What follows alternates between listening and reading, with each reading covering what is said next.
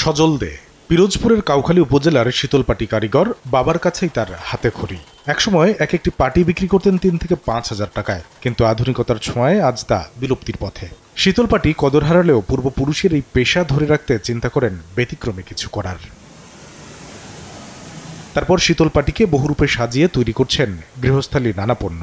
বানানো হচ্ছে পাখির বাসা, tissue pencil box, lampshade, dining টেবিলের ম্যাট সহ সাজসজ্জার নানা উপকরণ।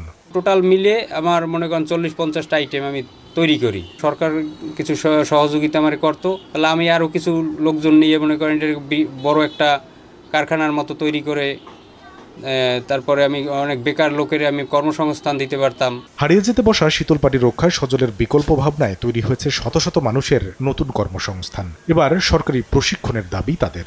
অনেক কিছু আমরা এগুলা বানাই দেখি, এতে ভালো লাভজনক। যদি সরকার আমাকে সাহায্য করতো, বিনা সুদে কিছু লোন টোন দিত, তাহলে আমরা একটু উপকার হইতো আমাকে। এটা চিটিয়াখাং যায়, ঢাকা যায়, এরপর মনে করেন আরো বিভিন্ন দেশে যায়।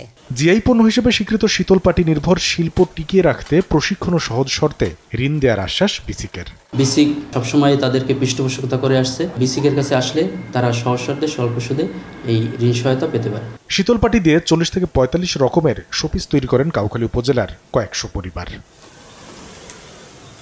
সময় সংবাদ, পিরোজপুর।